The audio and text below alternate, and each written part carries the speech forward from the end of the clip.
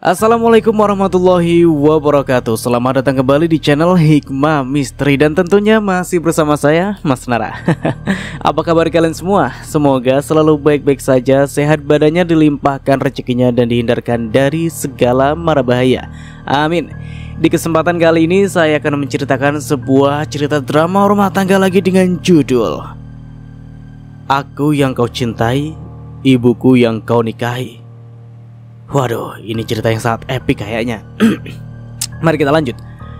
Oke, cerita ini ditulis oleh Rafa Purwati. Dan bagi kalian yang belum subscribe channel Hikmah Misteri, silahkan bisa subscribe dulu lah dan aktifkan lonceng notifikasinya agar kalian tidak ketinggalan cerita menarik dari channel Hikmah Misteri yang akan selalu meributkan hati kalian. Dan jangan lupa juga untuk share and like, tentunya apa? Ya, agar Mas Nara lebih semangat lagi untuk menghibur kalian. Oke, kalau sudah, terima kasih, and so just try keep up with me. Apa?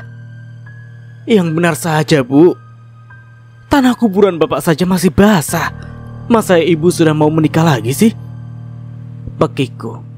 Aku benar-benar tak habis pikir dengan keputusan ibuku yang tiba-tiba meminta izin menikah lagi. Padahal kematian bapak belum genap 40 hari. Ya, apa salahnya, Sel?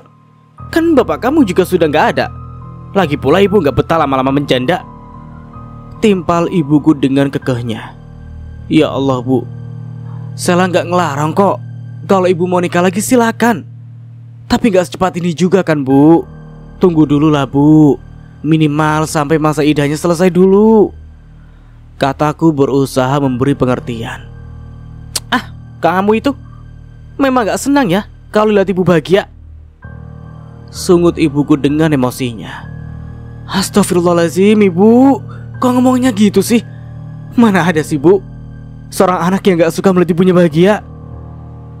Elaku mulai kesal dengan tuduhan ibu yang tidak masuk akal. Ibu hanya membuang mukanya. Nampaknya ia memang begitu kesal hingga enggan menatapku. Memangnya calon suami ibu siapa, Bu? Tanya aku agak gusar. Ah, sudahlah. Lagi pula kamu juga kan tidak setuju. Kamu lebih membela bapakmu meskipun sekarang dia sudah meninggal. Marah ibuku sembari menyapu kasar pipinya yang mulai basah dengan air mata. Bukan begitu, Bu. Kalau ibu memang benar-benar ingin menikah lagi dan memang sudah ada calonnya, boleh saja kok. Asal tunggu sampai masa idahnya selesai dulu ya, Bu. Bujuku seraya mendekati ibu yang duduk bersandar di atas sofa dengan tangisnya yang tergugu. Oh ya, perkenalkan, aku Sela Fatmawati. Umurku baru akan memasuki 25 tahun bulan ini. Aku anak tunggal dari ibuku Fatimah 45 tahun dan almarhum bapakku Rusdi 50 tahun di usianya ketika meninggalkan kami untuk selamanya. Bapakku baru saja meninggal 40 hari yang lalu. Ibuku bilang bapak tiba-tiba terkena serangan jantung. Aku sempat ragu dengan keterangan ibu saat itu. Pasalnya setauku selama ini bapak tidak mempunyai riwayat penyakit jantung. Ketika bapak meninggal, aku sedang di luar kota mengurus toko kue yang aku rintis bersama sahabatku di kota tersebut. Oleh karena itu aku sama sekali tidak tahu dengan sakitnya bapak. Karena baik ibu maupun bapak tidak ada yang pernah bercerita tentang penyakit itu kepadaku. Aku sangat syok saat itu. Dunia serasa runtuh saat ibu tiba-tiba menelponku. Dalam tangisnya ibu memberi kabar jika bapak baru saja meninggal. Aku sempat pingsan sebelum menutup telepon dari ibu. Mengingat saat terakhir kali aku berpamitan berangkat keluar kota, bapak masih sehat. Tak pernah terduga olehku jika bapak akan meninggalkan kami secepat ini. Setelah tersadar dari pingsanku, aku tak bisa menunggu lagi. Bersama Dira, sahabat yang sekaligus rekan kerjaku, kami segera meluncur ke kota tempatku dilahirkan. Dira membawa mobilku karena aku masih dalam perasaan yang kurang stabil saat itu. Aku yang duduk di sebelah Dira hanya mampu menangisi bapak di sepanjang perjalanan kami. Sabar ya, Sel, sabar. Dira berkali-kali memberiku semangat, tapi hatiku begitu hancur saat itu. Rasanya air mata tak mau berhenti mengalir. Bapak adalah sosok ayah yang mampu menjadi panutan. Beliau adalah sosok yang sabar dan penyayang. Selama hidupku bersama bapak dan ibuku, hampir tak pernah mendengarkan suara bapak berteriak atau berdebat dengan siapapun. Bapak sangat menyayangi kami, terlebih kepadaku. Bagiku bapak adalah ayah sekaligus sahabat yang baik. Jarak kota tempat kerjaku dengan kota tempatku tinggal sebenarnya tidak terlalu jauh. Hanya butuh 4 jam perjalanan dengan jarak tempuh mobil 60 km per jam. Dira memang tak biasa ngebut, karena sebenarnya dia belum terlalu pandai mengemudi. Oleh karena itu, meskipun Dira tahu kami sedang dalam situasi yang harus buru-buru, kami harus tetap sabar demi keselamatan kami dalam perjalanan. Aku yang sudah tak sabar lagi bertemu jasad bapakku, berkali-kali menawarkan diri kepada Dira untuk menggantikannya mengemudikan mobil. Tapi berkali-kali juga Dira menolakku dengan halus. Aku mengerti. Mungkin dia begitu karena keadaanku yang tengah hancur saat itu. Mungkin saja dia khawatir jika aku akan membawa mobil itu sembarangan, karena sudah dikuasai rasa tidak sabaran. Kurang dari 4 jam ternyata perjalanan kami hampir berakhir. Itu karena Dira sesekali nekat menambah kecepatan karena merasa iba pada aku. Masih cukup jauh rumahku. Mobilku pun masih berjalan mendekat. Tapi dari balik kaca mobil, mataku menangkap nanar bendera kuning yang tertancap di depan rumahku. Semakin sesak rasa hati ini. Kulihat orang-orang tampak ramai di area rumahku. Dira baru saja menghentikan mobil terparkir di depan rumahku yang begitu ramai berdatangan orang-orang dengan raut wajah yang berduka. Rasanya sudah tidak sabar lagi. Aku rasanya segera membuka pintu mobil. Tapi tangan dan seluruh tubuhku tiba-tiba terasa begitu lemas, hingga akhirnya pintu itu terbuka. "Sela, kamu sudah sampai." Itu adalah suara Mas Arif yang sudah berdiri di sisiku. Setelah membukakan pintu mobil, pintu yang begitu susah aku membukanya karena seluruh badanku yang tiba-tiba melemas. "Mas, Bapak." Tangisku kembali pecah saat aku menoleh lemas ke arah Mas Arif, orang kepercayaan bapak di pabrik gula milik bapakku, sekaligus juga pria yang sudah bapak jodohkan denganku. Aku tidak menolak, karena aku dan Mas Arif saling mencintai. Hanya saja kami tidak berpacaran karena bapak melarangku pacaran. "Kalau kalian saling suka, langsung aja nikah. Tak usah pakai pacar-pacaran, biar gak bikin dosa." Itulah nasihat bapak waktu itu. "Ayo, temui bapak dulu. Kami memang tinggal menunggumu saja sebelum bapak dimakamkan," ajak Mas Arif. Mas Arif memapahku dengan sabar turun dari mobil. Kakiku terasa mengambang. Diriku tak mampu berjalan dengan benar.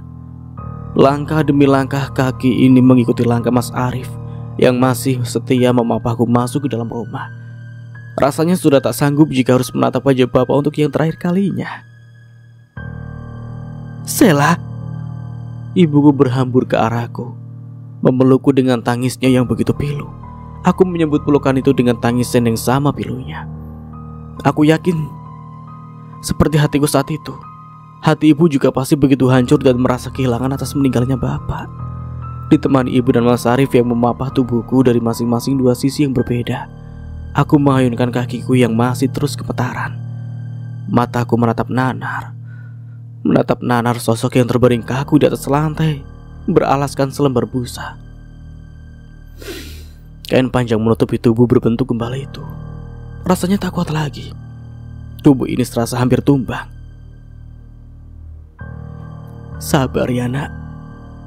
Aku hanya mampu mengangguk lemas saat ungkapan bela sungkawa terus menghujaniku. Ketika aku menerobos mereka masih mengerumuni jenazah bapak. Bapak. "Jangan sampai air matamu menetes di tubuh bapak ya, Neng."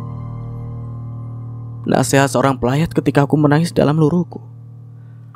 Menghampiri bapak yang sudah tak bernyawa lagi. Ibu duduk di sisiku dengan tangisnya yang semakin menjadi. Mendadak bumi serasa bergoyang hingga tubuhku tumbang. Beruntung Mas Arif menahan tubuhku dari belakang. "Sabar ya, sabar," ucap Mas Arif berusaha menguatkanku. Aku pun berusaha menguatkan diri. "Tolong antar aku. Aku mau ambil wudhu." pintaku kepada Surti.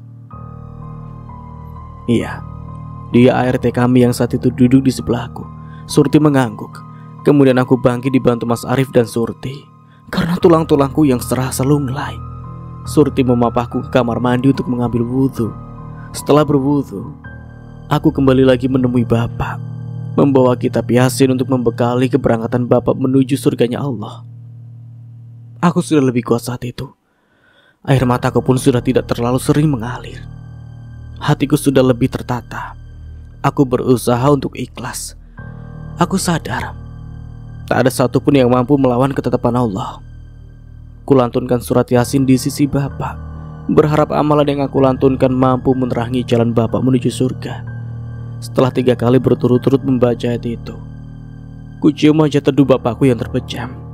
Tak ada lagi air mata yang menetes dari mataku. Insya Allah Sela sudah ikhlas, Pak.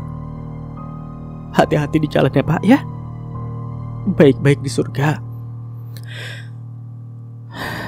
Tak perlu mengkhawatirkan Sela dan Ibu. Sela janji akan jaga Ibu dengan baik, Pak. Semoga segala perbuatan baik Bapak di dunia diterima Allah, ya Allah. Semoga juga dosa-dosa Bapak diampuni. Maafkan segala kesalahan Sela ya, Pak. Pamitku pada Bapak untuk yang terakhir kali. Sengaja ku tutup sebagian mukaku dengan ujung hijab yang kukenakan saat itu, berharap tidak ada air mataku yang menetes mengenai Bapak. Ini kok kepala Bapak ada luka, Bu? Sontak diriku terperanjat setelah ku dapati noda darah di kepala jasad Bapak. Dan setelah ku telusuri, seketika mataku membelalak sempurna saat aku menangkap sebuah luka menganga. Luka itu masih basah dan terpampang di kepala bagian belakang bapakku. Apa yang sebenarnya terjadi dengan Bapak, Bu? Kenapa ada luka di kepala Bapak? Pekikanku membuat orang-orang di sana memusatkan penglihatan mereka ke arah kepala jenazah Bapak yang terluka itu. Kudesak ibuku tak tega rasanya melihat luka yang terlihat sangat menyakitkan di kepala Bapak. Apa maksudmu bertanya begitu, Sela? Ibu kan udah bilang Bapakmu tiba-tiba terkena serangan jantung. Jelas ibuku dengan tangisannya yang semakin menjadi. Tapi kepala Bapak terluka, Bu. Kenapa bisa ada luka di belakang kepalanya?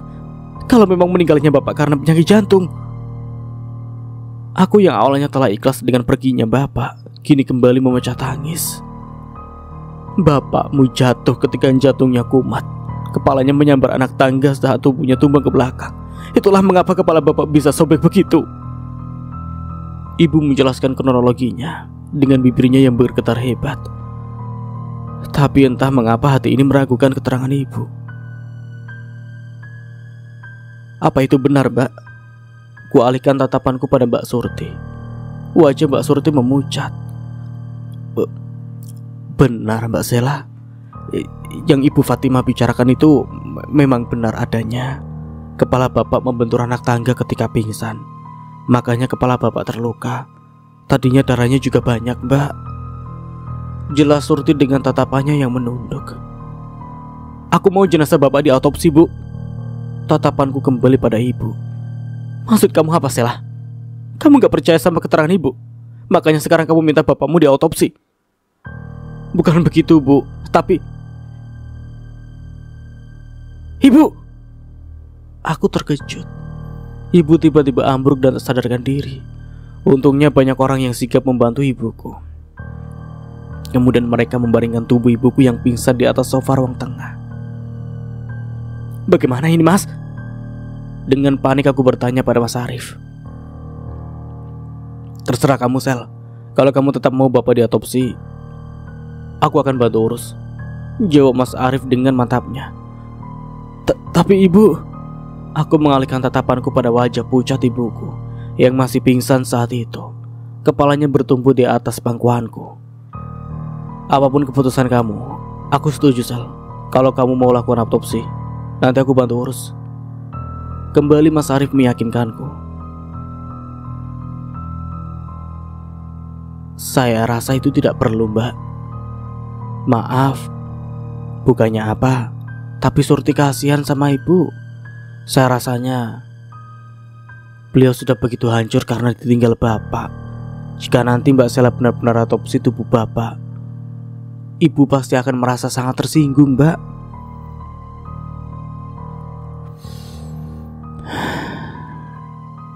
Ku buang nafas lemas. Apa yang dikatakan ART ibuku itu, aku pikir memang ada benarnya. Lagi pula siapa yang aku curigai? Jelas-jelas ibu mengatakan bapak terjatuh dan membentur tangga saat pingsan. Ada Mbak Surti juga yang katanya bersaksi tentang kejadian itu. Karena itu aku memutuskan untuk tidak jadi melakukan otopsi, mengingat keadaan ibu yang sangat memprihatinkan. Aku tidak ingin ibuku tersinggung hingga mungkin saja akan berimbas pada kesehatannya. Lebih lagi, hanya tinggal ibu satu-satunya yang aku miliki sekarang. Aku tak mau jika keputusan yang salah akan membuatku kehilangan semuanya. Setelah segala urusan selesai, dari mulai disucikan sampai dikafani dan disolati, jenazah bapak kami antarkan ke peristirahatannya yang terakhir. Ibu tidak ikut mengantar karena masih pingsan, dan aku titipkan di rumah bersama Mbak Surti. Aku, Mas Arif beserta dua kerabatku yang lain mengikuti ambulan pembawa jenazah dengan mobil yang dikendarai oleh Mas Arif. Dok, apa kamu yakin tidak mau diotopsi dulu jenazah bapakmu?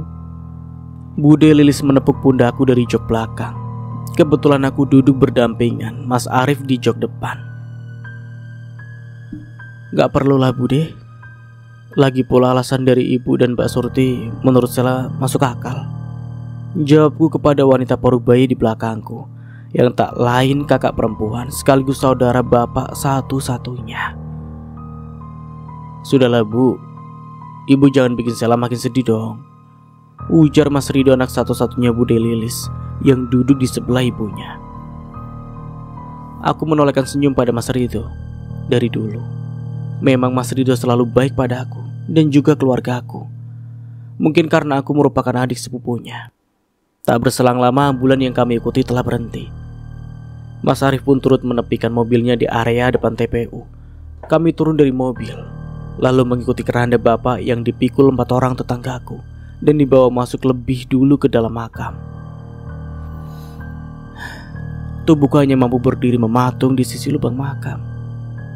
Tak rela rasanya saat menyaksikan bapakku harus dimasukkan ke dalam liang tanah sedalam kurang lebih 2 meter. Air mataku kembali jatuh saat berangsur-angsur lubang tanah tempat bapak terbaring ditutup kembali dengan tanah yang berwarna merah kecoklatan. Tubuhku tumbang. Beruntung Mas Rido yang berdiri tepat di belakangku sigap menangkap tubuh ini. Sesak. Aku tak kuat menyaksikan ini semua. Maaf Mas, ucapku lirih. Tak apa, jawab Mas Rido dengan senyumannya. Mas Arif yang menyadari kesedihanku saat itu hanya tersenyum seraya menepuk pundakku dengan lembut. Ya tahu, aku masih punya wudhu saat itu. Mungkin Mas Arif tidak ingin membuat wudhuku batal karena sentuhannya. Mas Arif adalah seorang pria berumur 29 tahun yang cukup paham tentang agama. Mungkin karena itulah almarhum bapak dulu begitu mantap menjodohkanku dengan Mas Arif, yang pada saat itu hanyalah buruh biasa di pabrik gula milik bapak. Karena keteladanan dan kerajinannya lah yang membuat bapak begitu menyukai Mas Arif, sehingga jabatan Mas Arif pun naik menjadi orang kepercayaan bapak. Ketika bapak tidak bisa mengerjakan suatu urusan perihal keperluan pabrik, bapak akan menunjuk Mas Arif untuk menggantikan dirinya. Setelah proses pemakaman dan lantunan doa selesai, orang-orang berangsur pergi meninggalkan makam. Hanya tersisa aku, Mas Arif, Mas Rido, dan Bude Lilis yang kemudian duduk berjongkok di depan makam bapak. Pak, bapak baik-baik di sana ya Pak? Kami pulang dulu, ucapku seraya menyekarkan kembang di atas gundukan tanah tempat bapak terbaring di dalamnya. Kucium lembut nisan yang bertuliskan nama bapak. Aku seolah membayangkan bahwa punggung tangan bapak yang kukecup saat itu. Ku abaikan perasaan sesak yang melanda badan ini. Aku harus ikhlas. Itu tekadku, agar bapak benar-benar tenang di alamnya yang baru. Ayo Nduk, ajak Bude Lilis memapah lenganku dari belakang. Mungkin beliau sadar kesedihanku kembali melanda. Berat rasanya meninggalkan bapak kedinginan dan sendirian di dalam sana. Aku bangkit dan mengayunkan langkah.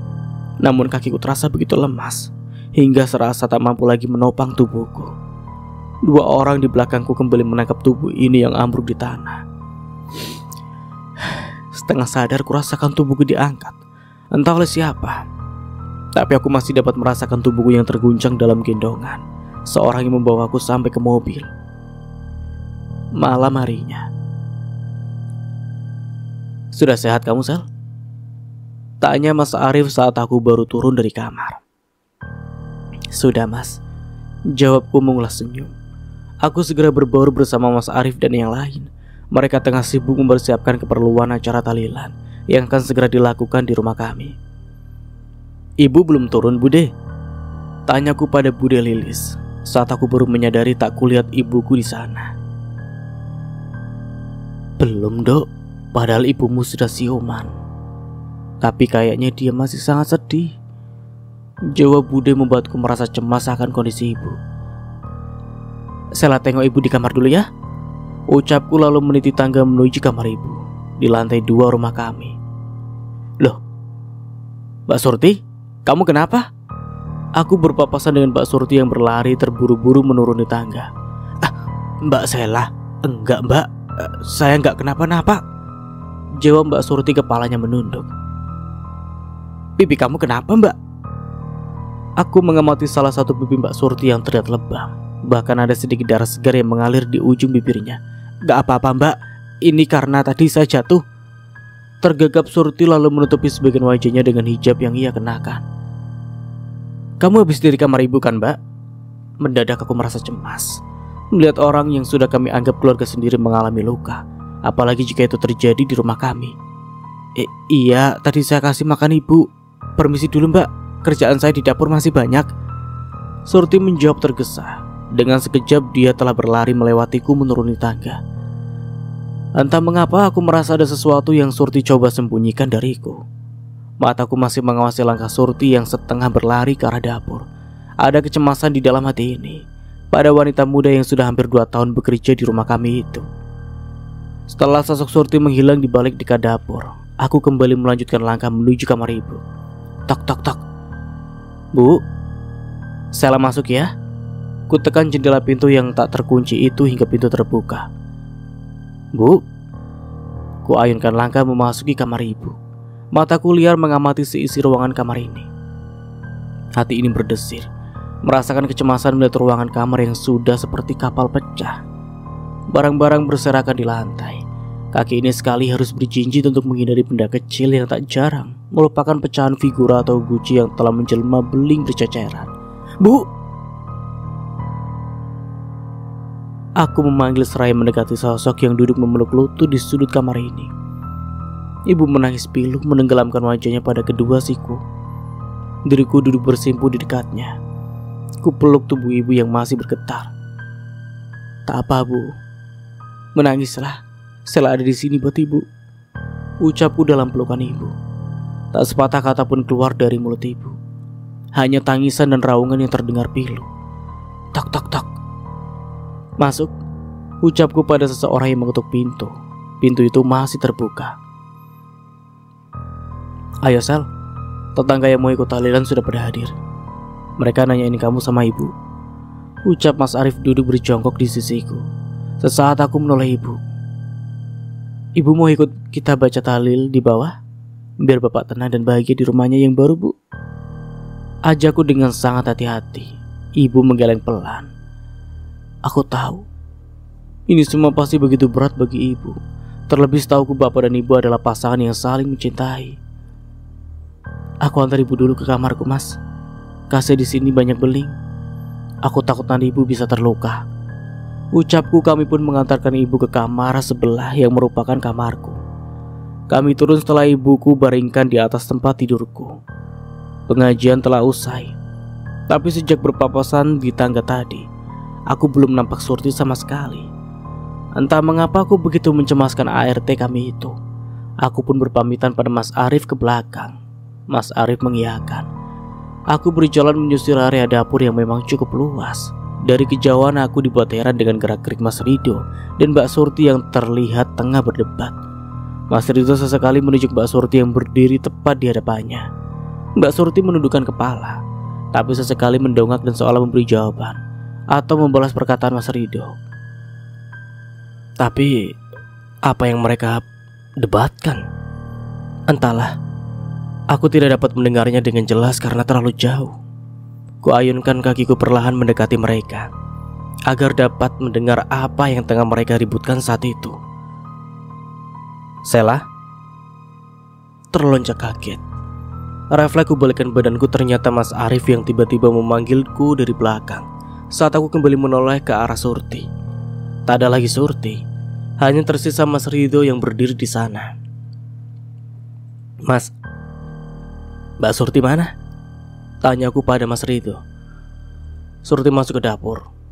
Tadi ku suruh dia ambil nampan buat bereskan sisa makanan di depan, jawab Mas Rido santai. Entah mengapa aku merasa ganjil dengan apa yang ku dengar dari mulut Mas Rido. Jika perintah Mas Rido sesederhana itu, kenapa Surti terlihat menangis saat berada di depan Mas Rido tadi? Apa yang sebenarnya terjadi di rumah ini? Apa saja sebenarnya yang aku tidak ketahui? Atau jangan-jangan luka lebam di pipi Surti itu 40 hari berlalu. Melupakan bapak itu tidaklah mungkin, meskipun bapak sekarang tidak bersama kami lagi. Tapi kasih sayang bapak masih selalu membekas di dasar hati ini. Seperti aku, ibuku juga sudah mulai melanjutkan hidupnya dengan baik setelah sempat mengalami depresi beberapa hari sejak meninggalnya bapak. Ibu sudah kembali melakukan aktivitasnya seperti sedia kala, seperti memasak serta mengikuti arisan bersama ibu-ibu komplek rumah kami. Aku merasa bersyukur dengan bangkitnya ibuku dari keterpurukannya yang sempat membelenggu. Sesak rasanya mengingat masa itu, masa di mana ibuku hanya mengurung dirinya di dalam kamar selama berhari-hari. Takut akan kehilangan. Kembali menggerogoti hati ini sudah cukup. Kepergian bapak sudah menjadi luka yang teramat dalam bagiku. Biarkan aku hidup lebih lama lagi bersama ibu. Itu adalah sebaris doa yang rutin kulangitkan setiap kali bersujud kepada penciptaku. Alhamdulillah, Allah begitu baik padaku. Ia berikan kembali semangat hidup kepada ibuku, hingga ibu kembali menjadi ibuku yang seperti dulu. Malam itu di rumah kami akan segera dilangsungkan acara tahlilan 40 hari mengenang kepergian bapak. Tetangga dan sanak saudara ramai berkumpul di kediaman kami, tempat di mana akan berlangsungnya acara, termasuk juga Mas Arif dan keluarganya. Mas Rido dan Bude Lilis juga turut hadir. Acara tahlilan berlangsung hikmat. Kurang lebih 150 orang yang menghadiri tahlilan sekaligus pengajian di rumah kami. Setelah acara selesai, kami yang berada di dalam rumah dibuat heran dengan datangnya serombongan orang yang membawa beberapa seserahan. Rombongan itu berbondong-bondong memasuki rumah kami. Ada apa ini? Tanya aku dan ibu sama-sama bingung dengan apa yang terjadi saat itu. Mereka semua keluarga besarku, Sel, ucap Mas Arif seraya tersenyum kepada aku. Apa maksudnya ini, Mas? Tanyaku masih tak mengerti. Maaf jika Mas tidak mengabarimu dulu. Mas mengundang seluruh keluargaku kemari sebagai wujud hormat Mas kepada almarhum bapak yang selalu mewanti-wanti agar Mas segera menghalalkanmu. Ini juga menjadi bentuk rasa cinta Mas sama kamu, Sela. Aku tak mampu berkata-kata. Bahagia sekali rasanya hingga mata ini berkaca. Memang benar, selama ini bapak selalu menginginkan kami agar segera menikah. Beliau selalu bilang padaku ingin sekali menyaksikan hari bahagiaku bersama Mas Arif. Sayangnya takdir berkata lain. Bapak sudah lebih dulu pergi sebelum menyaksikan kami di pelaminan. Seandainya dulu aku menurut pada bapak, sayangnya dulu aku lebih memilih fokus dulu meniti karirku mendirikan toko kue di luar kota yang aku dan Dira rintis dari nol. Apalah daya, nasi sudah menjadi bubur. Bagaimana, Sela? Kamu bersedia kan jadi istriku? Aku mengangguk cepat. Air mata bahagiaku mengalir lancar di pipi. Aku berharap keputusanku ini membuat bapak turut bahagia dalam sana. Gak bisa, Sela. Aku terkejut, menoleh pada ibu ketika ibu tiba-tiba bersuara dengan nafasnya yang menderu di dada. Kenapa, Bu? Tanyaku heran dengan sikap ibu. Pokoknya kalian tidak boleh menikah, titik. Pekik ibuku kemudian berlari membawa tangisnya menaiki tangga menuju kamarnya. Brang. Aku melonjak kaget saat suara bantingan pintu menggema dari arah kamar ibuku. Maaf ya, Pak, Bu, saya mohon maaf atas kejadian ini, ucapku seraya menyatukan tangan. Aku merasa tak enak hati. Tamu-tamu yang masih berada di sana juga ikut kaget dengan suara bantingan pintu yang ibu ciptakan. Saya izin ke atas dulu, Mas, pamitku pada Mas Arif. Mas Arif mengangguk lesu. Kuulaskan senyum padanya sebelum akhirnya berjalan meniti tangga menuju kamar ibu. Tok tok tok. Bu, kuputar gagang pintu yang ternyata tak terkunci. Bek. Lemparan bantal kepala mengena tepat di mukaku. Aku terkejut, tapi itu sudah cukup biasa bagiku. Sejak kepergian bapak, ibu memang sering berperilaku aneh. Ada apa sih, Bu? Tanyaku menghampiri ibu yang tengah menangis di tepi tempat tidur. Dasar kamu anak egois, gak punya hati. Kenapa ibu bilang begitu? Aku terhenyak dengan makian dan umpatan dari mulut ibu sendiri. Baru tadi ibu minta izin mau nikah lagi karena ibu kesepian, tapi kamu tolak. Sekarang dengan entengnya kamu terima lamaran Arif dan mau segera menikah dengannya. Dasar anak egois kamu. Maki ibuku dengan tangisannya yang semakin tergugu. Sela gak ngelarang, Bu. Sela cuma minta ibu sabar sampai masa idah ibu selesai. Sela izinkan, silakan kalau ibu mau menikah lagi, asal sudah ada calonnya. Dan masa idah ibu juga harus sudah selesai ya, Bu. Aku menasihati ibu dengan hati-hati, selayaknya menasihati anak kecil yang tengah menangis. Sudah, kamu keluar saja sana. Tak perlu urusin ibu. Lagi pula, kamu juga tidak pernah sayang sama ibu kan?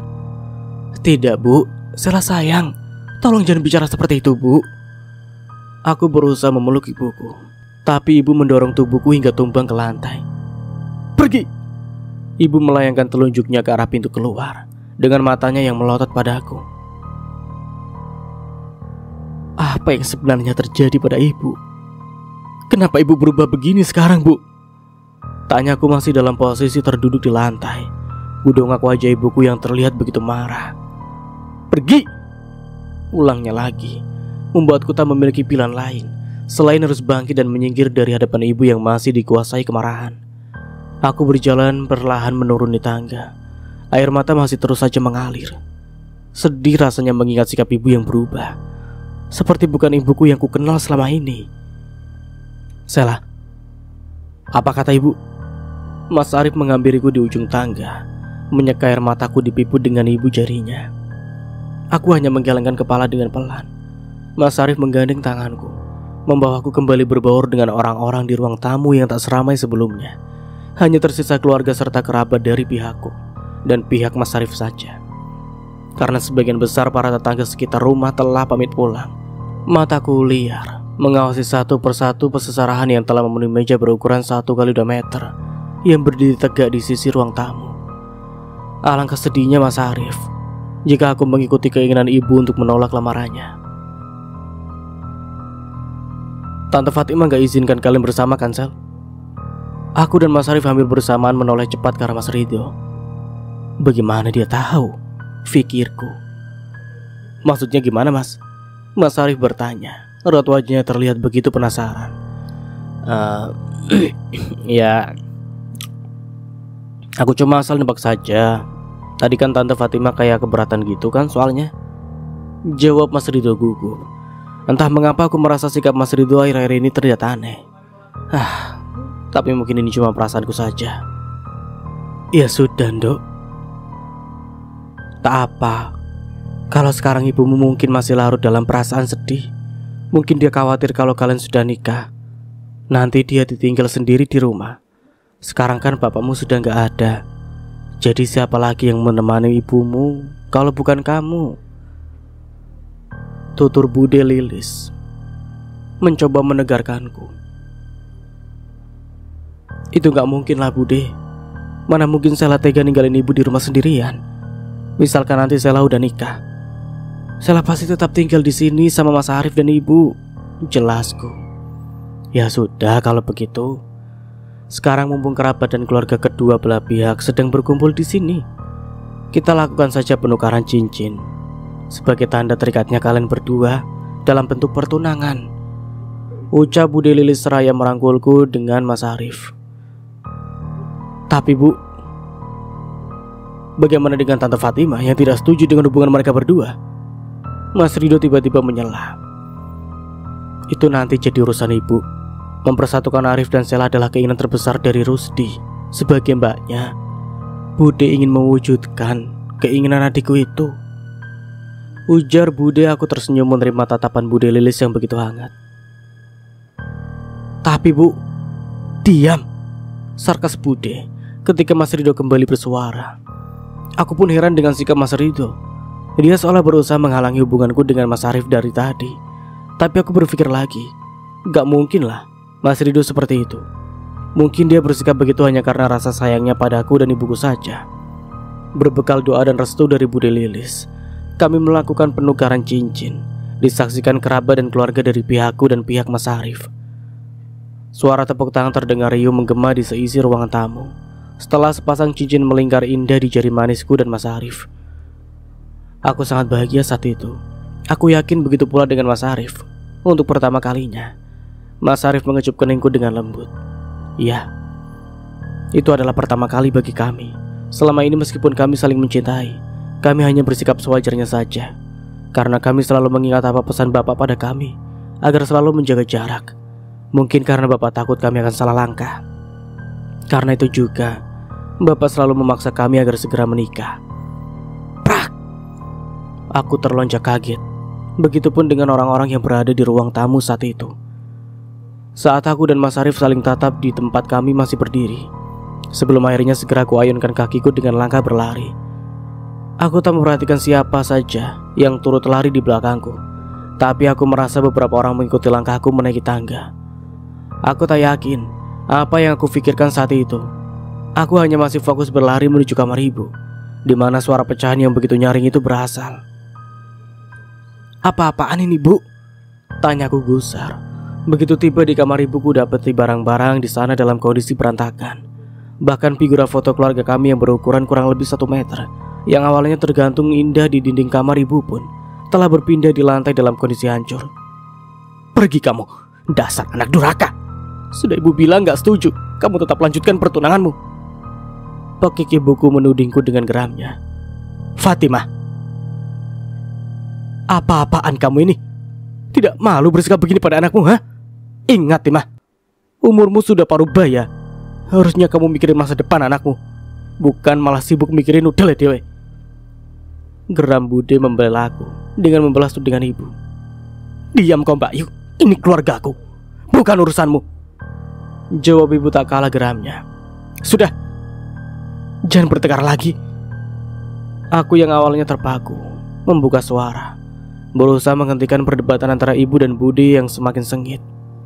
Diam kamu anak setan. Lebih baik kamu pergi saja. Sana, ikut bapakmu ke neraka.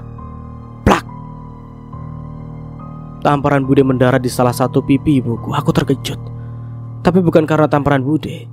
Umpatan ibu kepadaku dan bapak yang membuatku terpaku cukup lama. Menatap nanar wajah ibuku yang selama ini ku kasihi dan ku hormati dengan perasaan tak menyangka. Ibu bilang apa tadi, Bu?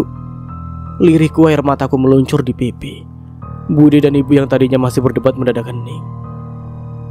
Ibu bilang apa tadi? Semakin lengking suaraku saat ibu memilih diam 1000 bahasa.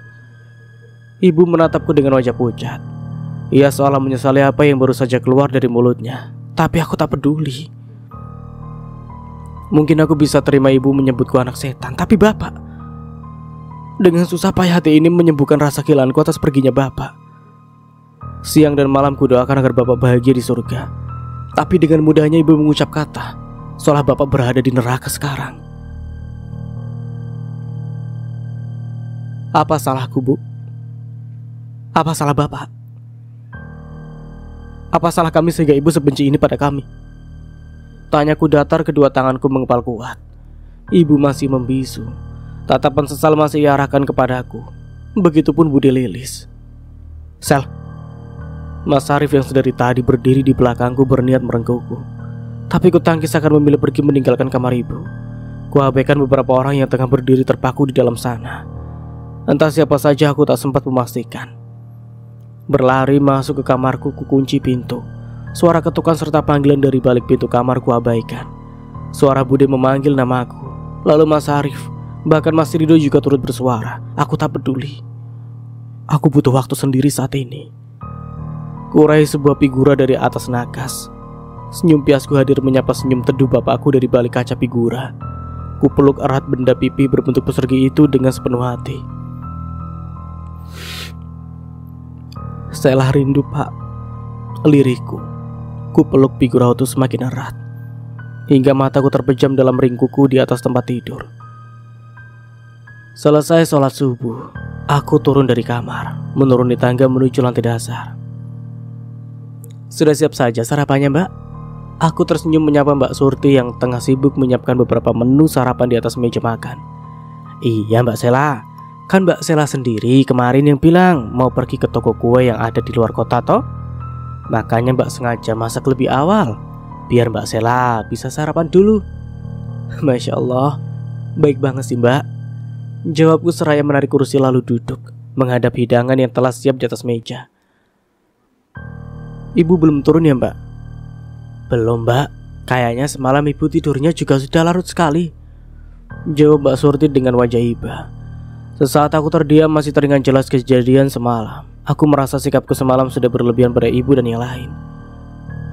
Budi sama yang lain pulang jam berapa semalam Mbak? Tanyaku masih diselimuti perasaan sesal. Malam Mbak, lewat jam 12 ada kali. Surti juga sudah duluan pulang semalam. Habis saya takut anak saya nangis sih Mbak kalau pulangnya sampai kemalaman. Kusimak jawaban Surti seraya menikmati sarapan di depanku. Tempat tinggal Surti tidaklah jauh, masih satu komplek dengan rumah kami. Oleh karena itu kami membebaskan Surti selama ini. Mau pulang ke rumahnya silakan, atau menginap di tempat kami juga bisa. Tapi Surti lebih sering pulang karena tak tega meninggalkan anaknya yang masih balita terlalu lama. Makasih sarapannya Mbak, ujarku seraya bangkit dari kursi. Iya Mbak, sama-sama. Mbak Sela mau langsung berangkat? Belum Mbak, ini mau siap-siap dulu. Aku tersenyum pada Surti kemudian beranjak naik meniti kembali anak tangga. Setelah mandi bersiap, aku segera bergegas keluar kamar. Untuk berangkat keluar kota harus cepat, karena aku butuh waktu 4 jam perjalanan untuk sampai di sana. Saat di ambang pintu kamarku, aku dibuat heran dengan kemunculan Karso dari dalam kamar ibu. Mas Karso? Karso menoleh padaku dengan tingkah gugup. Sembari berjalan mendekat, mataku mengamati gulungan uang kertas merah di genggaman tangan kiri Karso, yang buru-buru ia sembunyikan di dalam saku hoodie hitam yang ia kenakan. Kamu dari dalam kamar ibu ngapain Mas? Tanyaku penuh selidik. Mataku menatap heran gerak-gerik pria berumur sekitar 30 tahun yang merupakan suami Mbak Surti. Mbak Sela? Iya anu Mbak, ibu minta dibelikan cat, katanya mau ganti cat kamar Mbak, jawab Karso. Wajahnya tampak tegang. Aku mengangguk pelan, meski sebenarnya hatiku masih bertanya-tanya dengan tingkah gugupnya. Karso pamit pergi. Aku kembali mengangguk dengan tatapan selidiku yang masih tak lepas darinya. Tatapan itu masih bertahan hingga sosok Karso menghilang menuruni tangga. Ku ketuk pintu kamar ibuku berulang-ulang. Lalu muncullah ibu membuka pintu kamar dari dalam. Sela, sambut ibu dengan raut wajah sumringah. Tadi Mas Karso dari kamar ibu ngapain? Tanyaku. Mataku memindah ibuku dari kaki sampai ujung kepalanya. Sesaat ibu terdiam dengan raut wajah yang mendadak pucat. Oh Karso, tadi ibu sengaja panggil dia ke kamar ibu, suruh dia beli cat tembok. Ibu bosan warnanya mau ganti saja, jawab ibuku terlihat gugup. Aku masih mengawasi raut wajah ibu. Dari pengamatanku aku merasakan ada sesuatu yang tengah ibu sembunyikan, tapi aku tidak yakin itu apa. Kamu hari ini balik ke toko kan? Ibu bertanya, kali ini wajahnya kembali semringah. Bukan balik sih Bu, Sela cuma pergi ke sana sebentar buat pasrahin urusan toko sama Dira sepenuhnya. Nanti sore juga Sela sudah pulang, jawabku santai. Loh, kenapa dipasrahin ke Dira semua? Sayang dong. Susah payah kalian bangun dari nol. Sekarang toko sudah maju, kamu malah milih mundur, jawab ibuku terlihat kecewa. Kan Sela udah janji Bu sama almarhum bapak buat jagain ibu. Kalau Sela balik ke sana ya mana bisa jagain ibu. Lagi pula Sela juga rencananya mau terjun di pabrik gula milik bapak. Bapak kan sekarang udah gak ada. Ya hitung-hitung Sela belajar gantiin kerjaannya bapak lah, jawabku disertai senyum ringan. Ngapain? Gak perlu. Lagi pula pabrik juga kan sudah ada Rido sama Arif yang handle semua. Kamu gak perlu ikut-ikutan ngurusin pabrik. Apalagi kalau harus tinggalin kerjaan kamu yang udah mulai maju itu. Kok ibu kayaknya gak suka ya kalau Sela di rumah? Kubicingkan mataku semakin heran dengan sikap ibu yang berusaha memaksaku agar tetap kembali tinggal di luar kota. Ya bukan begitu maksud ibu, Sel. Udahlah Bu, Sela pamit dulu. Tukasku seraya mencium punggung tangan ibu, kemudian bergegas pergi meninggalkan ibu.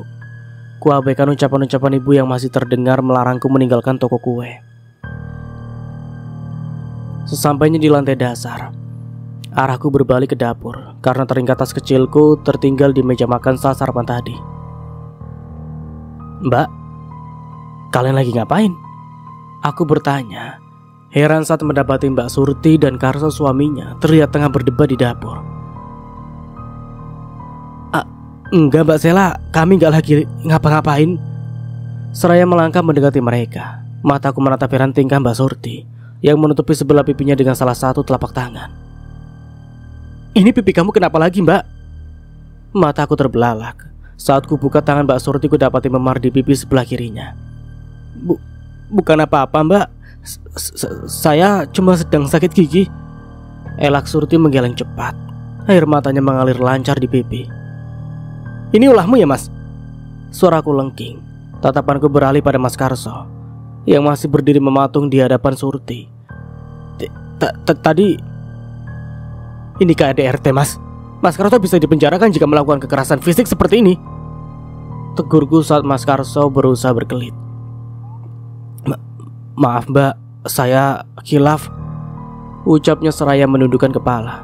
Jangan ulangi lagi, atau saya tidak akan segan melaporkan ke polisi, ancamku serius. Mas Karso mengangguk seraya berjanji padaku tidak akan mengulangi tindakan kasarnya lagi. Saya pamit Mbak, jaga ibu ya. Insya Allah nanti sore saya sudah ada di rumah, ucapku mengulas senyum pada Mbak Surti. Baik Mbak, terima kasih, ucap Surti lembut. Hati-hati di rumah ya, pesanku seraya meraih tas kecil di atas meja. Sela, aku baru turun dari mobilku yang kuparkir di depan toko kue. Disertai senyumanku balas lambaian tangan Dira yang menyapaku dari dalam toko. Alhamdulillah toko ramai ya Dir, ucapku sesampainya di dalam toko, seraya menerima pelukan hangat dari sahabat terbaikku itu. Alhamdulillah Sel, kamu kok lama sih baliknya? Gimana keadaan ibu? Udah baikan kan? Selamat ya, ku dengar semalam kamu sudah tunangan sama Mas Arif. Ya ampun, tanyanya satu-satu kenapa Dir? Bingung aku kan? Masih jawab yang mana dulu? Aku terkekeh mendengar pertanyaan segebon dari sahabatku. Dira pun ikut terkekeh. Jadi gimana? Tanya Dira lagi, seraya menempatkan kursi plastik di belakangku. Gitulah Dir. Ibuku masih sering bersikap aneh, jawabku. Kami duduk berhadapan sekarang. Aneh gimana? Masih ngurung diri di kamar? Udah enggak sih, cuman kadang suka marah gak jelas gitu. Gak ngerti aku maunya ibu itu apa dan bagaimana, jawabku membuang nafas kasar karena sudah terlalu sesak memendam rasa itu sendiri. Ya ampun, balas Dira dengan tatapan iba. Itu si Maya ngurusin pelanggan sebanyak itu sendiri gak apa-apa emang? Tanyaku mengalihkan tatapanku ke arah Maya, pegawai kami yang tengah sibuk melayani pelanggan di depan. Gak apa-apalah, sementara ini kan aku masih mau nemenin kamu. jawab Dira dengan kekehnya. Ih, dasar. Aku pun terkekeh menanggapi sikap Dira. Oh ya, jadi malam ini kamu mulai nginep sini lagi kan? Tanya Dira dengan girangnya. Toko kue kami terdiri atas 2 lantai. Lantai bawah buat jualan dan lantai atas kami fungsikan sebagai tempat aku dan Dira tinggal. Ya, meskipun tempat itu tidak terlalu luas, tapi tempat itu cukup strategis untuk kami menjajakan dagangan kami yang berupa kue kering, cake, dan aneka kue basah yang lain. Karena tempat itu berada di pusat kota.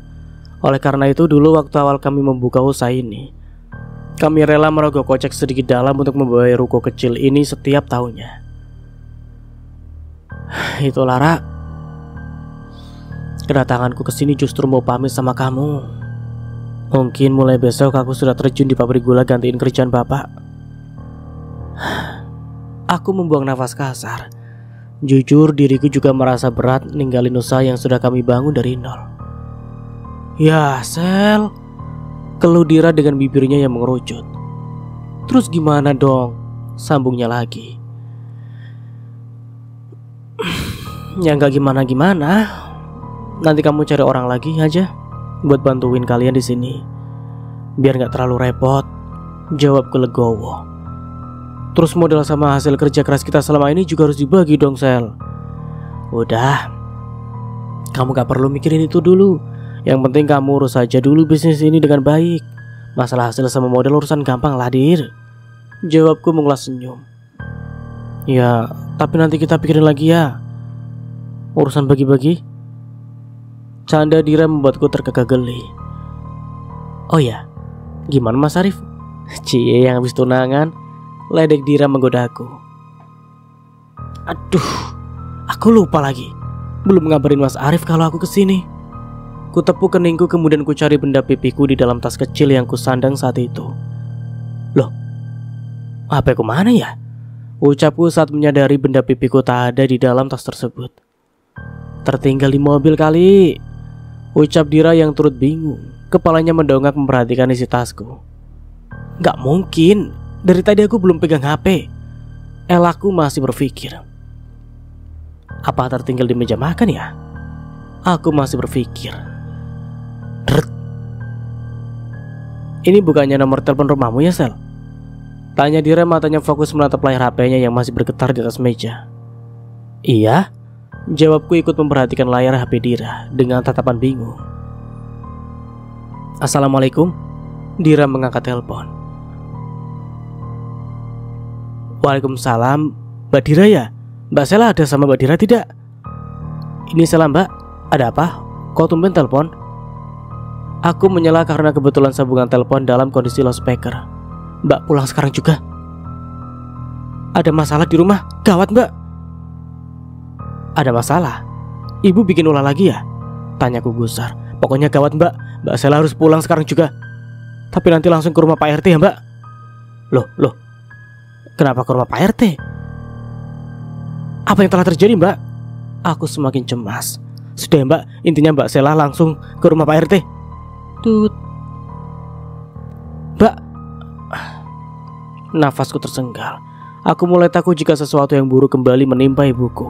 Dir, aku langsung pulang ya, ucapku tanpa menunggu jawaban dari Dira. Aku sudah melesat keluar toko lalu buru-buru masuk ke dalam mobil. Kutempuh perjalanan dengan perasaan tidak sabar, ingin segera sampai di kota tempatku tinggal.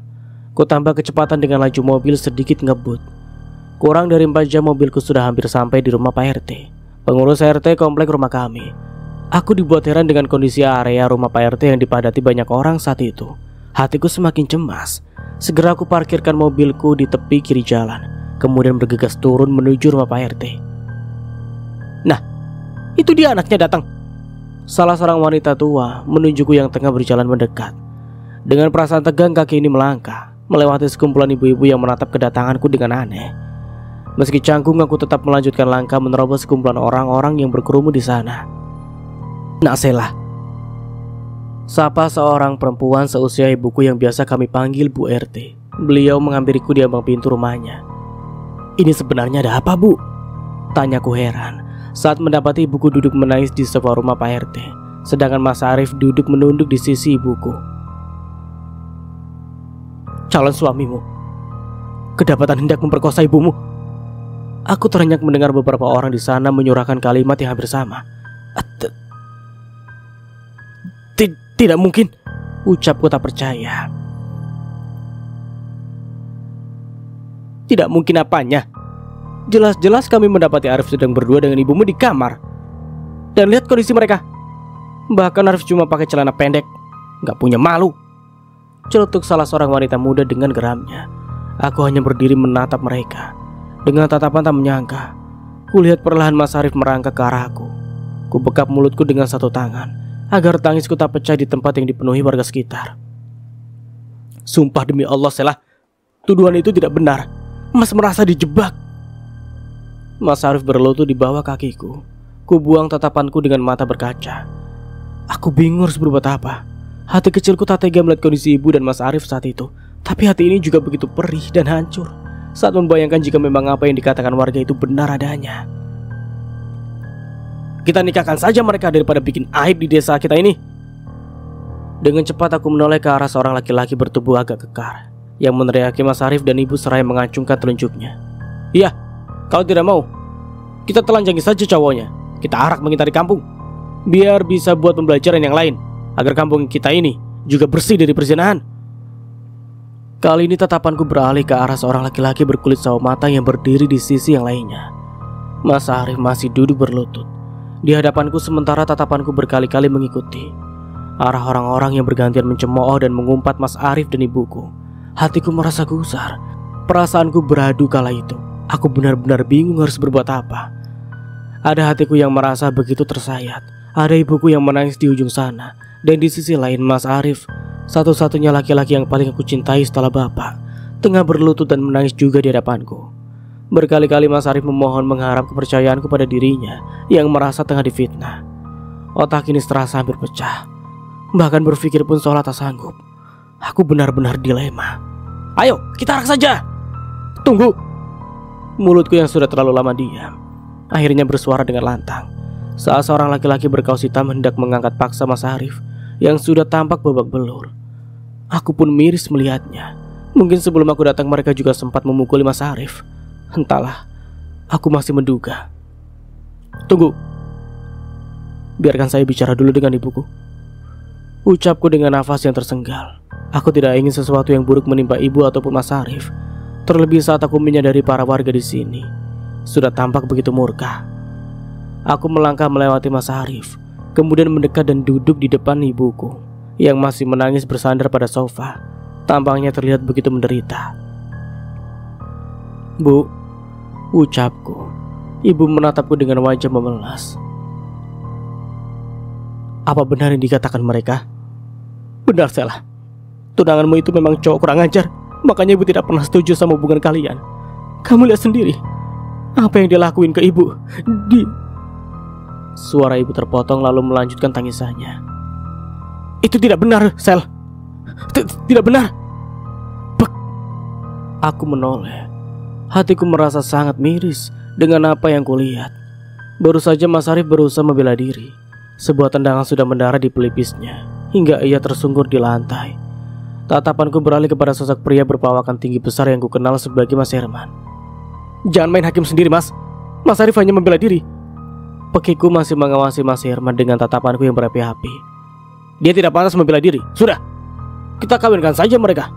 Sudah jelas-jelas mereka kita temukan di dalam kamar dalam kondisi telanjang begini. Masih mau mengelak lagi? Hardik Mas Herman dengan bengisnya seraya menendangkan satu kakinya hingga Mas Arif mengadu sakit. Ketika kaki Mas Herman yang besar dan kekar itu mengena tepat di perut Mas Arif yang saat itu masih meringkuk tak berdaya di lantai keramik rumah Pak RT. Sudah cukup. Jangan lagi. Aku tak tahan lagi. Dengan cepat aku mengurung tubuh Mas Arif ketika Herman berniat menendangkan kembali kakinya ke arah Mas Arif. Satu tendangan mendarat keras di punggungku hingga sesaat nafasku terasa sesak. Sal, kamu gak apa-apa? Mas Arif terlihat panik saat aku tersungkur dan kesakitan di hadapannya. Sudah, jangan main hakim sendiri. Terdengar Pak RT menghentikan kegaduhan saat beberapa orang masih berusaha menyerang kami. Kami hanya akan berhenti Jika Arif dan Fatimah bersedia dinikahkan, mereka sudah membuat aib di kampung kita. Sesaat aku dan Mas Arif saling menatap satu sama lain dengan kecemasan yang berkecamuk di dalam hati, ketika beberapa orang dengan ngototnya menuntut agar Mas Arif dan ibu tetap harus dinikahkan. Kulihat Mas Arif yang berada tepat di sisiku. Matanya menatap lekat ke arahku, menggelengkan pelan kepalanya dengan raut wajah yang begitu pilu. Dia seolah tengah mengibat tanpa suara. Hatiku hancur lebur saat itu. Ingin rasanya kurangku tenanganku yang telah dipenuhi luka lebam membiru di sekujur tubuhnya. Ayo, kita arak saja. Tunggu. Mas Arif akan bertanggung jawab, cegahku saat beberapa orang berniat kembali menyakiti tubuh Mas Arif yang sudah tak berdaya. Tidak, Sel. Tidak. Dengan mata berkaca, aku menoleh pada Mas Arif yang masih memohon pada aku. Kamu harus bertanggung jawab, Mas. Ini demi keselamatan kamu. Aku berusaha tetap tegar, tapi tak mampu. Air mataku membanjiri pipi hingga membasahi sebagian hijab yang kukenakan saat itu. Ku tarik perlahan cincin yang baru saja Mas Arif pakaikan semalam. Jangan, Sel. Mas Arif berusaha mencegah aku dengan suaranya yang bergetar, tapi ku abaikan. Masalah kita terlalu pelik saat ini. Jika mengalah dapat menyelamatkan Mas Arif dari kemarahan warga, aku rela melepaskannya, meski hatiku harus patah saat itu juga.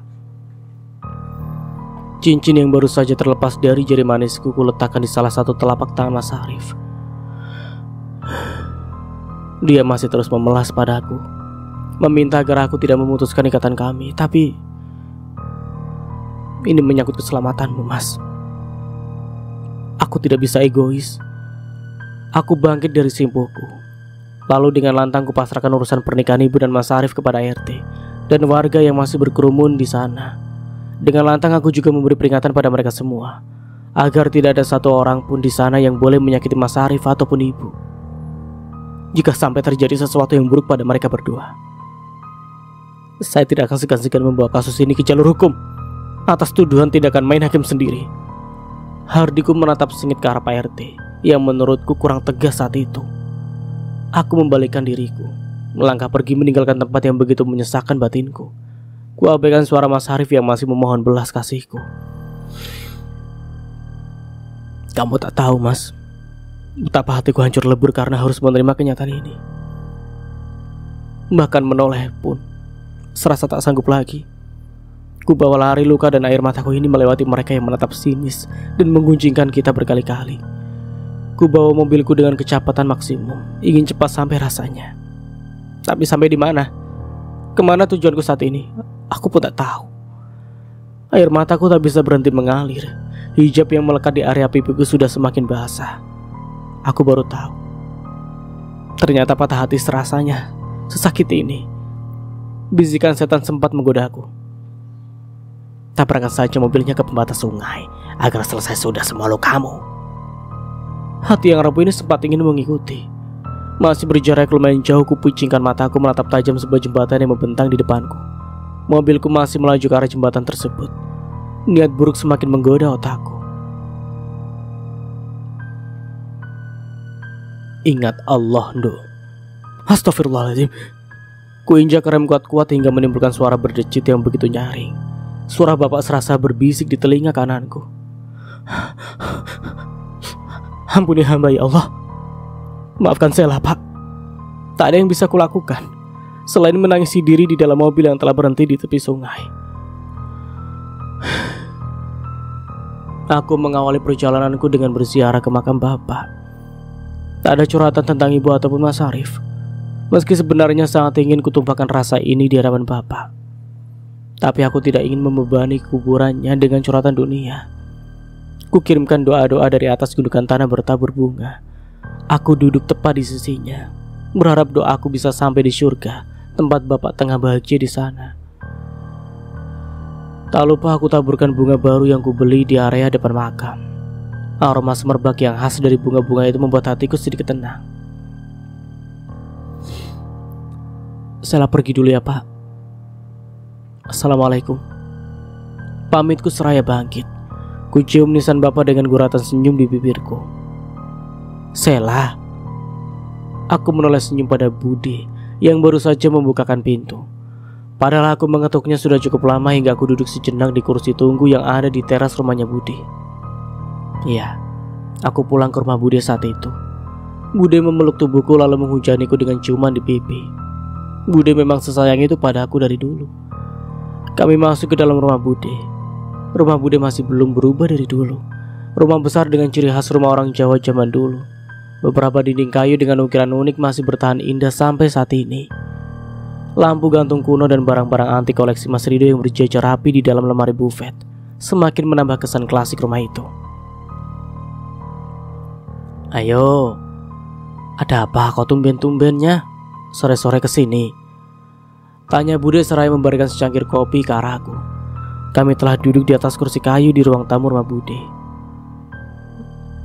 Saya nginep di sini ya Bude, ucapku tersenyum kecut. Boleh, tapi kok tumben? Dahi Bude mengernyit. Ibumu nikah sama Arif, Sel? Kami menoleh Mas Rido yang baru masuk dengan wajah memerah. Gimana? Bude heran menatap Mas Rido yang kini telah duduk di seberang kami. Mas Rido baru saja pulang kerja dari pabrik gula milik bapak.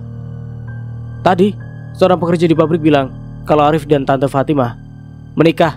Aku gak percaya, makanya aku langsung memastikan ke rumahmu. Ternyata benar, Sel. Mereka sudah menikah di rumah Pak RT, dipaksa sama warga. Air mataku kembali jatuh mendengar penjelasan dari Mas Rido. Benar itu, Nduk. Aku hanya mampu mengangguk saat Bude menanyaiku. Kok bisa begitu? Saya rasa ini cuma jebakan buat Mas Arif, Bude. Soalnya Mas Arif berkali-kali memohon agar Sela percaya padanya, tapi Sela tak berdaya melawan tekanan warga yang begitu banyak. Jelasku dengan tangis yang kembali pecah. Ya Allah, ucap Bude memelukku. Kenapa kamu berpikir begitu? Bisa saja kan Arif memang ngelakuin itu.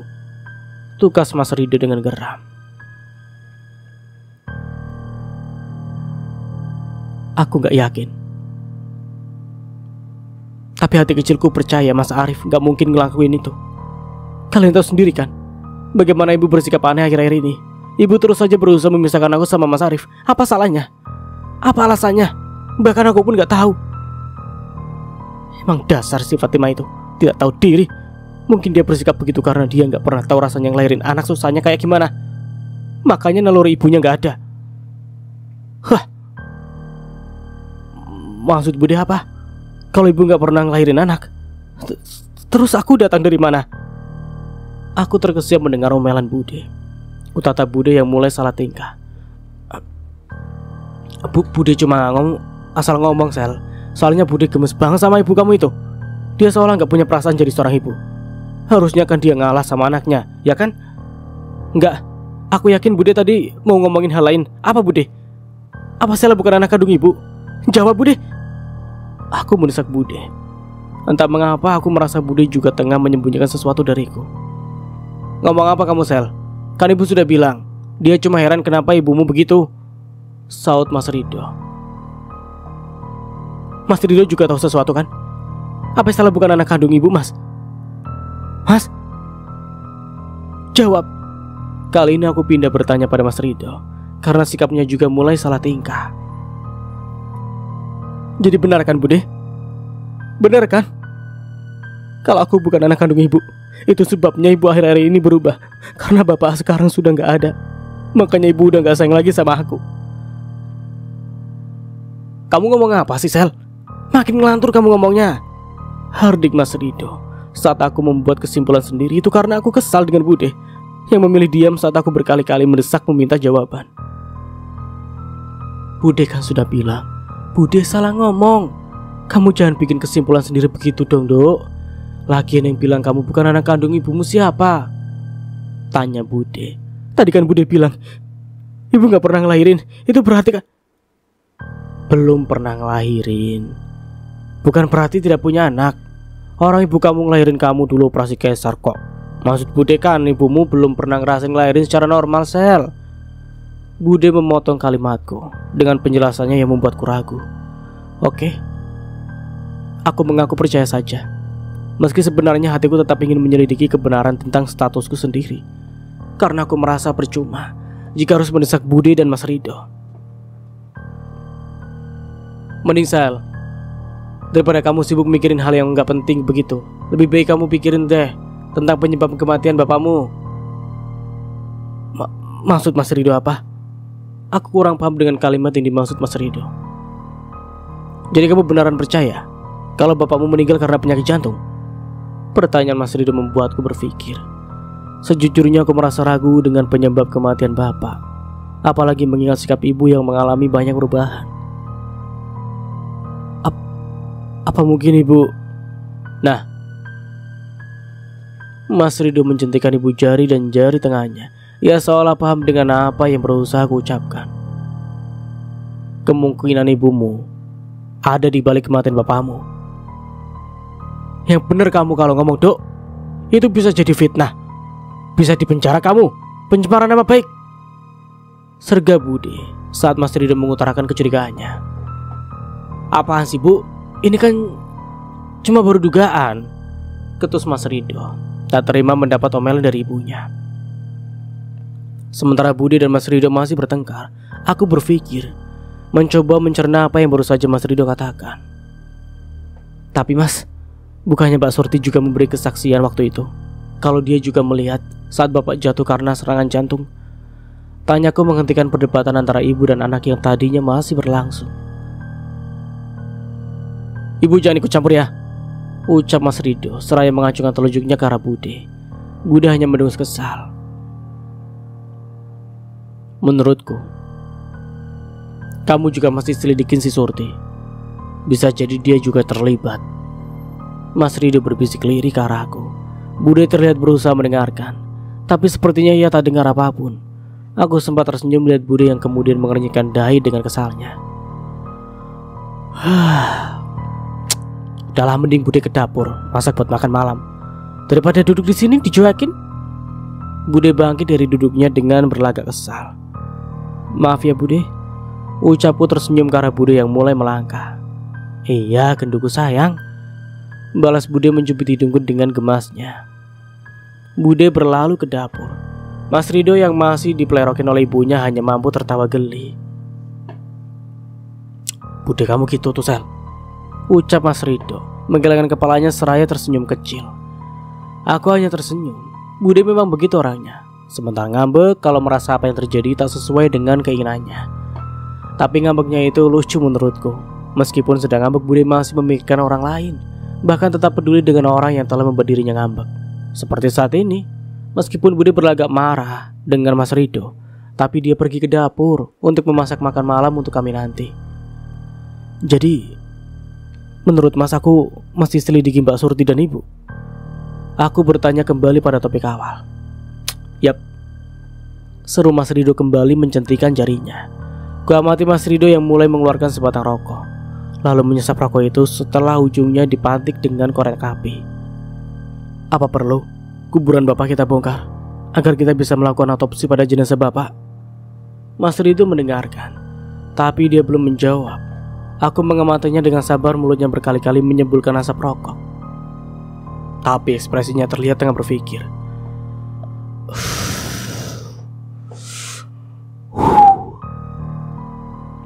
Kalau makam bapakmu dibongkar, pasti pelakunya akan tahu kalau kita sedang melakukan penyelidikan. Aku khawatir mereka bukan hanya satu atau dua orang saja, dan dengan mudah mereka bisa saja berkelit atau menggagalkan rencana kita.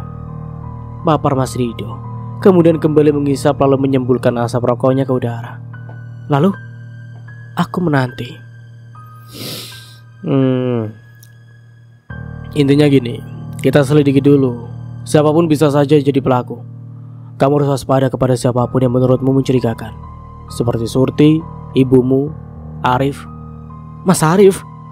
Aku tersentak saat Mas Rido memasukkan Mas Arif dalam daftar terduga. Bahkan kamu boleh curiga pada aku, Sel. Sungut Mas Rido tiba-tiba wajahnya terlihat berubah. Ya, oke Mas, ucapku merasa tidak enak. Jadi kita mulai misi kita dari mana dulu? Sambungku sekaligus berusaha meraih Mas Rido yang mulai ngambek saat itu. Mulai makan dulu lah, lapar. Mas Rido bangkit dan meninggalkanku sendiri. Sepertinya dia benar-benar marah. Tapi apa yang membuatnya marah? Seusai sholat subuh aku bergegas ke dapur, membantu Bude yang tengah sibuk menyiapkan sarapan. Bude memang tidak memakai jasa ART, sehingga semua urusan rumah bisa ia kerjakan sendiri. Mas, nanti aku bareng Mas Rido ya berangkatnya, pintaku saat Mas Rido baru saja keluar dari kamarnya, tapi sudah terlihat rapi dan siap berangkat bekerja. Emang kamu mau kemana? Tanyanya masih judes, seraya menarik kursi dan duduk di sisi meja makan. Kan hari ini aku mulai kerja di pabrik, Mas, jawabku yang juga mulai duduk di seberang Mas Rido. Hari ini bukan akhirnya di pabrik, tapi di ladang. Mau survei ladang baru buat ditanami tebu. Nanti kamu gak bisa kepanasan lagi. Biasanya kan cewek gitu, takut hitam. Ya, Mas udah dong judesnya, aku gak enak nih. Keluhku karena tak nyaman dijudesin terus sama masku yang mukanya lumayan tampan itu. Tapi ya, itu kalau semua orang yang mungkin kurang sreg buat dia pasti judes. Pantas dia belum laku di umurnya yang lebih dari kepala 3. Ya mana ada cewek yang kuat dijudesin terus. Nanti di ladang ada Mas Arif juga nggak, Mas?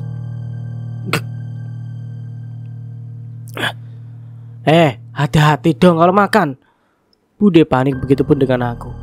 Bude segera memberi minum kepada Mas Rido yang tiba-tiba tersedak bakso yang tengah ia makan. Kalau lagi makan jangan ngajakin ngomong dong, Sel. Kan aku jadi tersedak. Iya maaf Mas, kan aku tadi cuma nanya Mas Arif ikut ke ladang apa enggak gitu doang. Sumpah kesel banget terus kena marah. Ya pasti ada lah, kan dia udah jadi bapak kamu. Aku melirik Mas Rido dengan kesal. Terlihat dia menahan tawa. Sepertinya dia sengaja meledekku saat itu. Gak perlu dijelasin deh, Mas, gerutuku kesal. Ini apa-apaan sih? Di meja makan kok malah pada berantem. Tegur Bude menoleh ke arah aku, kemudian berganti ke arah Mas Rido. Sesuai agenda, pagi itu aku dan Mas Rido serta seorang karyawan lain pergi ke sebuah ladang petani yang bersedia menyewakan ladang luas dan lapang miliknya untuk ditanami tebu sebagai bahan pokok gula di pabrik kami. Awalnya pihak kami menawarkan pada petani tersebut untuk membeli ladang itu dengan harga yang cukup tinggi karena ladang itu cukup bagus dan luas. Tempatnya pun cukup strategis karena bersebelahan langsung dengan jalan raya. Jadi itu bisa memudahkan pihak kami saat melakukan pemanenan. Sayangnya petani itu menolak. Beliau mengatakan sayang jika harus dijual karena itu adalah tanah warisan orang tuanya. Kami mengerti dan maklum dengan keputusannya. Maka sesuai kesepakatan, kami hanya membayarkan sewa ladang beberapa tahun ke depan. Nyari bapak baru, Sel? Aku hanya mendengus kesal mendengar celutukan dari Mas Rido. Mungkin dia bicara begitu karena melihatku yang tidak konsentrasi dalam bekerja. Jujur saja aku khawatir dan bertanya-tanya tentang Mas Arif. Dari pagi buta sampai waktu sudah siang, Mas Arif tak kunjung nampak di ladang. Padahal tanda tangannya diperlukan karena statusnya sebagai orang kepercayaan bapak. Mas Arif biasa dipercayakan mendatangani berkas-berkas pabrik, bahkan ketika bapak masih hidup dulu. Akhirnya mau tidak mau, aku juga yang harus mendatangani kesepakatan kontrak. Tapi bukan itu yang membuatku kepikiran, melainkan aku memikirkan hal lain. Selesai urusan di ladang, kami pindah ke pabrik. Aku harap bisa melihat Mas Arif di sana. Cukup melihat saja, aku akan lega. Mengingat pertemuan terakhir kami dalam situasi yang tidak baik, membuatku selalu memikirkan dan mengkhawatirkan pria malang itu. Sayangnya, di pabrik Mas Arif juga tidak tampak. Aku semakin dibuat cemas. Apa kabar dia? Apakah warga kembali memukulinya lagi hingga tak mampu berdiri dan pergi ke pabrik? Berbagai pikiran tentang kecemasanku pada Mas Arif berkecamuk di hati ini, hingga aku tidak konsentrasi dalam bekerja. Waktu sudah sore, akhirnya waktu pulang pun tiba. Aku sudah tidak sabar menunggu waktu ini, karena aku ingin segera memastikan keadaan Mas Arif. Aku kembali pulang bersama Mas Rido ke rumah Bude. Ya, meskipun aku udah pengen cepat-cepat pulang ke rumah, tapi tidak sopan jika aku pulang sebelum berpamitan dulu dengan Bude. Setelah sampai di rumah Bude, aku pamit pulang ke rumah. Kamu yakin mau pulang sekarang, Sel? Ini kan sudah malam, tanya Bude. Raut wajahnya terlihat cemas. Iya Bude. Belum begitu malam kok, jam segini jalanan masih rame. Ucapku berusaha meredam kecemasan Bude. Memang saat itu baru pukul 6 sore. Jadi jalanan kota biasanya masih ramai dilalui kendaraan. Dan sampai di sini dulu ceritanya. Nantikan kelanjutan ceritanya di part berikutnya. Dari saya mohon maaf bila ada salah kata atau dalam penyampaian cerita. Akhir kata, wassalamualaikum warahmatullahi wabarakatuh. Sampai jumpa di video berikutnya and see you, bye bye.